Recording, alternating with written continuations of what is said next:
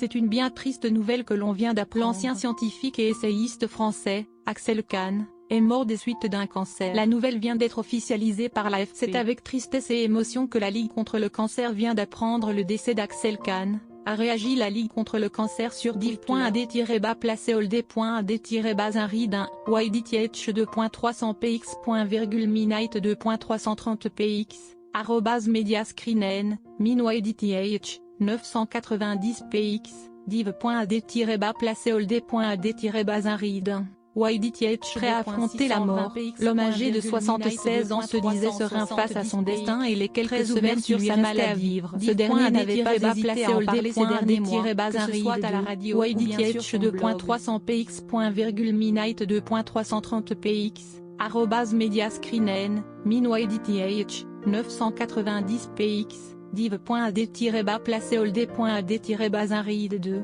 YDTH 2.620px.midnight 2.370px, le 18 juin dernier, alors qu'il était en soins palliatifs à son domicile, il annonçait l'imminence de sa mort sur son blog. « Je ne serai bientôt plus », écrivait-il, conscient qu'il ne lui restait plus longtemps à vivre devant l'avancée de son cancer. Désormais parti, Axel Kahn laissera l'image d'un homme au courage admirable, serein face à la mort et jusqu'au bout actif et bienveillant avec les gens qui l'entourent. Père de 3 enfants, Jean-Emmanuel, Isabelle et Cécile, issu d'un premier mariage, il épouse en janvier 1995 la chercheuse scientifique française Pascale. Un mariage très bref puisqu'en juin de la même année, les deux se séparent. Né le 5 septembre 1944 au Petit Pressigny, en Indre-et-Loire, Axel Kahn était le fils du philosophe Jean Kahn Dessertaines, frère du journaliste Jean-François Kahn et du chimiste Olivier Kahn. Arrivé à Paris en 1949, il entre au lycée Bouffon et s'engage au Parti communiste dont il devient le secrétaire des jeunesses communistes en 1960. Après une scolarité brillante,